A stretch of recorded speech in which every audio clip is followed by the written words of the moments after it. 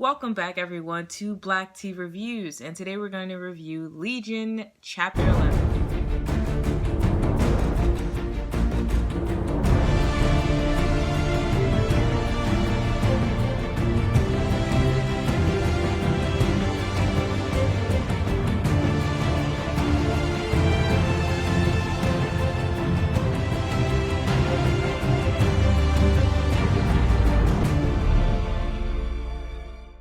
We have this opening intro where the narrator is talking, and he says that if the idea of a disorder can become something real, then what else in our reality is actually a disorder? Because the girl in the opening scene develops this spasm disorder that is transferred to all her cheerleading peers, but without her even having to physically touch them or even be near them. Her spasm is like an airborne bacterial disease. My thoughts on this episode is great intro episode. Great way to open up the episode. As far as that scene goes, definitely makes you question what is real and what's not real.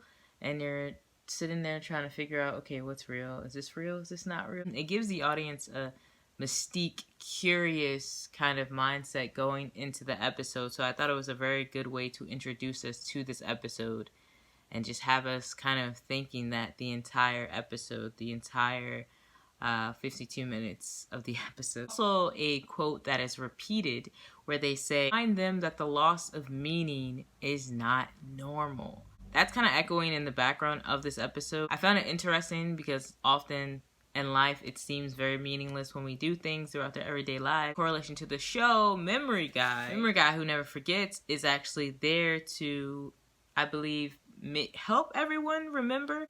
I suppose with the whole creature climbing into his ear and it taking him into a reality where he's trying to get everyone to remember. So I thought that was kind of very tactical that that quote, that saying that was being said in the background, being echoed in the background, related to Memory Guy and what he was doing in that specific moment. Side note, I noticed that eggs are a very strong symbolism in this episode, and so far throughout the season, we have in the beginning of the episode, the narrator guy actually dies. I don't know his name yet. He dies, and his monks put him inside of this egg coffin, and they bury him. And if you remember from the previous episode, there was a scene with Lenny and the cracked eggs and the chicken and kind of the dead-looking chicken thing that went into Memory Guy's ear this episode. And I just thought, this must be some sort of symbolism, because this has to be some sort of symbolism, maybe, perhaps, for Rebirth, because the guy died and the monks put him in an egg, and once the egg cracks, you hatch. The birds hatch, the chickens hatch, and if it opens and it cracks, he's thus reborn. So I thought, ooh, that was pretty cool. That was pretty interesting. It also correlates to the scene with Kerry, the two Kerrys, where male Kerry is showing female Kerry how to actually live. I thought that was such a cute episode also. He's showing her how to exist in her body, how to be an individual person, even though they're one.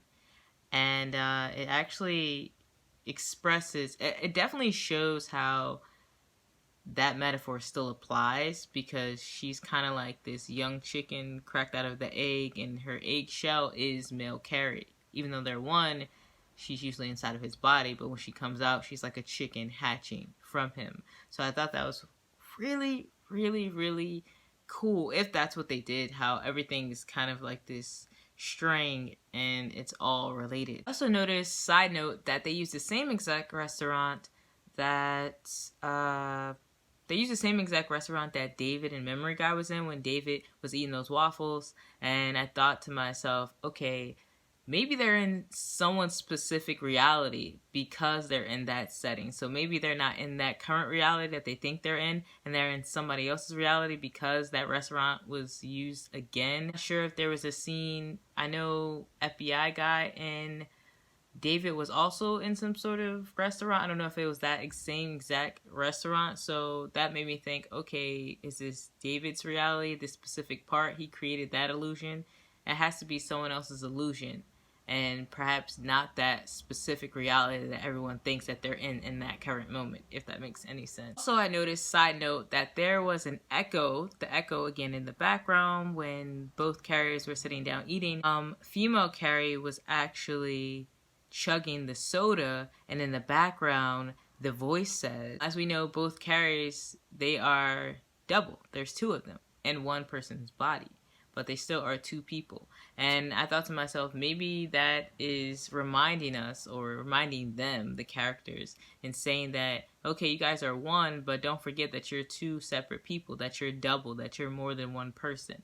Do not forget that. Make sure that you understand that you are Kerry together, but you are Kerry separately as well. I just love the little nitpick things that they did throughout this episode that I noticed. And I definitely want to take the time to go further into the episode and maybe sit back and watch how some of the episodes were created and the thought process that went into it. It's kind of funny how he's practically begging David for help, and she basically tries to even commit suicide with this gun, and bubbles come out, and like no one's paying her attention. Like no one cares that she's over here like trying to blow her brains out and she's losing her mind. It's just like, yeah, like no one even pays her any mind. I just thought that was funny because, you know, last season she was basically like the center of attention and it was all about her, and now it's kind of like she's in the background, and she wants people to feel pity for her, and like no one even feels bad or feels any pity because of all the stuff that she did in season 1. Oh, the infection scenes. Memory Guy gets infected, Melanie gets infected, and Memory Guy ends up being a florist. He's like cutting flowers, and I thought it was beautiful that he chose to forget, because, you know, he remembers everything from every second, every moment of the day, from his childhood to before he was born, like everything.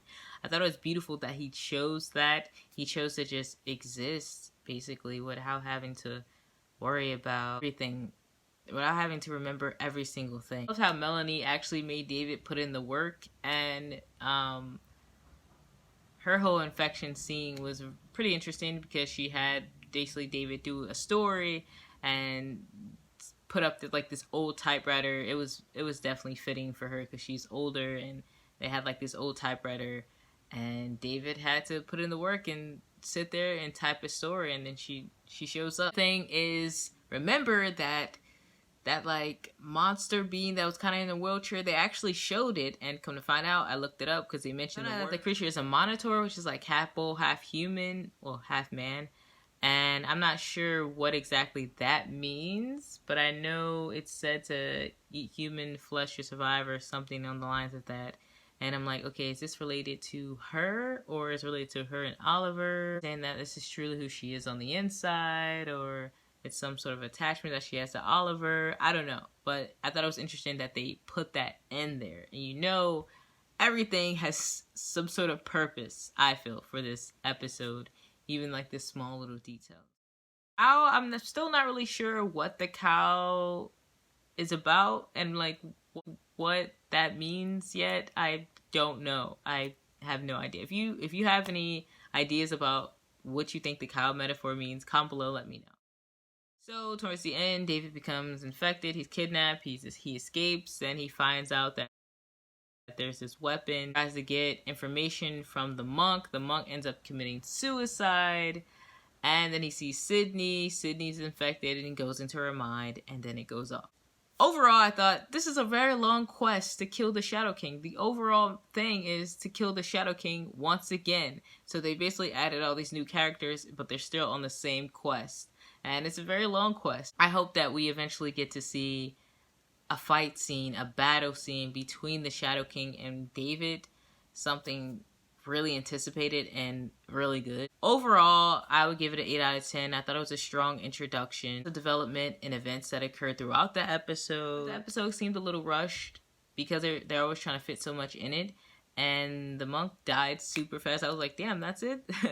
He served his purpose, I guess. That was it. But it definitely did have also, you know, good parts to it. So I'm looking forward to the next episode. And if you like this video, comment below, let me know your thoughts. So don't forget, be sure to get your copy of Rain. The link is in the description box below. You can get a insight on the back cover online for free. And you can read some of the chapter of chapter 1. So definitely get you a copy.